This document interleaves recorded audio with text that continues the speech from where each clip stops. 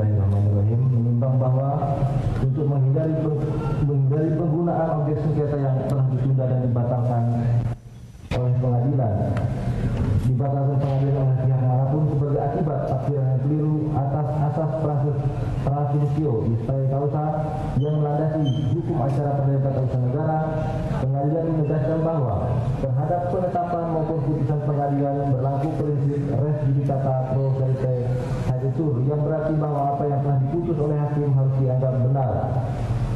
Tujuan dari adanya penetapan penundaan pelaksanaan keputusan objek sengketa adalah untuk memberikan jaminan bagi penggugat agar terhindar dari kerugian sebagai akibat dilaksanakannya keputusan objek sengketa quo. Seperti misalnya penggunaan objek sengketa oleh pihak-pihak yang merasa diuntungkan dari terbitnya keputusan tersebut, dan sekaligus untuk memberikan jaminan agar pelaksanaan putusan eksekusi bagi penggugat nantinya tidak akan sia-sia. Menimbang bahwa berdasarkan undang di atas, pengadilan berpendapat bahwa surat keputusan objek sengketa harus tetap ditunda pemberlakuannya sampai dengan adanya putusan yang berkekuatan hukum tetap atau sampai ada penetapan lagi yang dicabut.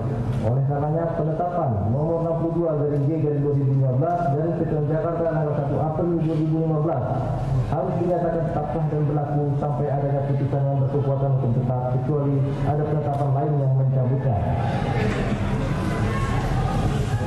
Menimbang bahwa oleh karena putusan atau penetapan pengadilan tata usaha negara bersifat erga omnes mengikat semua pihak, bukan hanya mengikat terhadap para pihak yang bersengketa, maka kepada tergugat atau lembaga negara lainnya wajib untuk mematuhi putusan dan atau penetapan yang telah diterbitkan oleh pengadilan tata usaha negara. Putusan badan peradilan adalah norma khusus yang berupa penerapan dan pembentukan hukum yang bersandar kepada norma umum berupa undang-undang dan kebiasaan yang ditujukan kepada peristiwa konkret yang disebut norma khusus. Maka, putusan badan peradilan memiliki kedudukan yang sederajat dengan undang-undang yang berisi norma umum yang berupa penerapan dan pembentukan hukum yang bersandar kepada norma dasar berupa konstitusi. Oleh karena itu, baik penetapan maupun putusan pengadilan dapat dijadikan sebagai dasar hukum untuk dapat melakukan kegiatan hukum baik di dalam lapangan hukum publik maupun lapangan hukum perdata. Menimbang bahwa mengenai biaya perkara dengan dikabulkannya gugatan penggugat untuk sebagian, maka berdasarkan pasal 110 dan pasal 112 Undang-Undang Nomor 5 Tahun 1986 tentang Perdata Tata Usaha Negara, kepada tergugat dan tergugat dua intervensi harus dihukum untuk membayar biaya perkara secara tanggung renteng yang misalnya akan ditentukan dalam amar putusan ini. Menimbang bahwa dengan memperhatikan segala sesuatu yang terjadi dalam pemeriksaan persidangan, maka sesuai dengan ketentuan pasal 107 Undang-Undang Nomor 5 Tahun 1986, pengadilan menentukan apa yang harus dibuktikan, membagi beban pembuktian beserta penilaian pembuktian. Atas dasar itu, terhadap alat bukti dan keterangan ahli yang diajukan oleh para pihak menjadi bahan pertimbangan. Namun untuk mengadili dan memutus sengketanya hanya dipakai alat-alat bukti yang relevan. Sedangkan terhadap alat bukti selebihnya tetap dilampirkan dan menjadi satu kesatuan dengan putusan ini. Memperhatikan Undang-Undang Nomor 5 Tahun 1986 tentang Perdata Tata Usaha Negara sebagaimana telah diubah dengan Undang-Undang Nomor 9 Tahun 2004 dan perubahan kedua dengan Undang-Undang Nomor 51 Tahun 2009 tentang perubahan atas Undang-Undang Nomor 5 Tahun 1986 tentang Perdata Tata Usaha Negara, Undang-Undang Nomor 2 Tahun 2008 sebagaimana telah diubah dengan Undang-Undang Nomor 11 tentang Partai Politik, serta peraturan perundang-undangan lain yang berkaitan dengan sengketa ini. Bismillahirrahmanirrahim. Mengadili. 1. Dalam penundaan menyatakan penetapan nomor 62/G/2015 garis Ketua Jakarta tanggal 1 April 2015 tetap sah dan berlaku sampai dengan putusan perkara ini berkekuatan hukum tetap atau sampai ada penetapan lain yang mencabutnya. 2. Romawi dalam eksepsi menyatakan eksepsi tergugat dan tergugat dua intervensi tidak diterima untuk seluruhnya. 3. Romawi dalam pokok sengketa. 1. Mengabulkan gugatan penggugat untuk sebagian. 2. Menyatakan batal surat keputusan Menteri Hukum dan Hak Asasi Manusia AH-1101 tahun 2015 tertanggal 23 Maret 2015 tentang pengesahan perubahan anggaran dasar dan anggaran rumah tangga serta komposisi dan personalia Dewan Pimpinan Pusat Partai Golongan Karya. 3. Mewajibkan kepada tergugat untuk mencabut surat keputusan Menteri Hukum dan HAM nomor M.HH/01-11-11 tahun 2015 tanggal 23 Maret 2015 tentang pengesahan perubahan anggaran dasar dan anggaran rumah tangga serta komposisi dan personalia Dewan Pimpinan Pusat Partai Golongan Karya. 4. Menolak gugatan penggugat untuk selebihnya. 5. Menghukum tergugat dan tergugat 2 intervensi untuk membayar biaya perkara secara tanggung renteng sebesar Rp348.000. Demikianlah Pengadilan Tata Usaha Negara Jakarta pada hari Selasa tanggal 12 Mei 2015 oleh kami Teguh Satya Bakti SHMH sebagai Ketua Majelis, Subur RS SHMH dan Sri Cahaya Indra Permana SHMH masing-masing sebagai hakim anggota.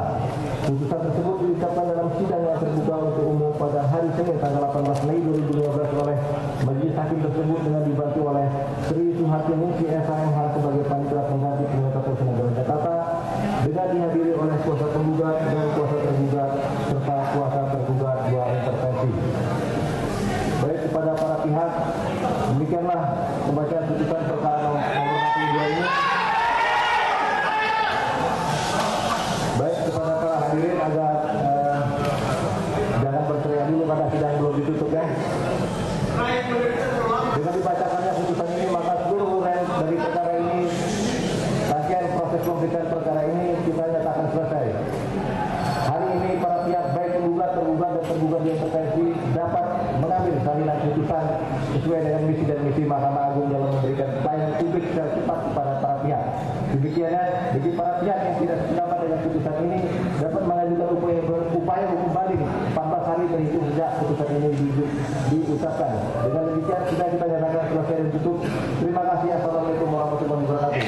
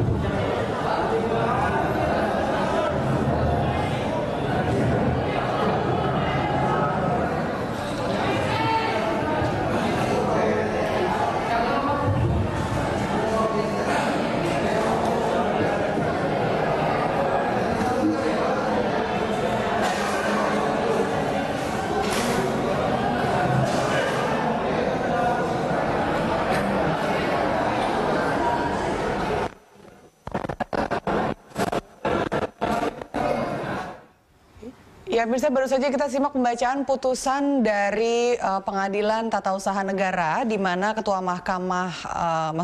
Ketua Majelis Hakim memerintahkan tergugat untuk membatalkan atau menunda pelaksanaan dari SK Menkumham yang kita ketahui mensahkan kepengurusan Agung Laksono sebagai pengurus sah Partai Golkar. Dan pemirsa, demikian Special Report Berita 1. Terima kasih telah bersama kami.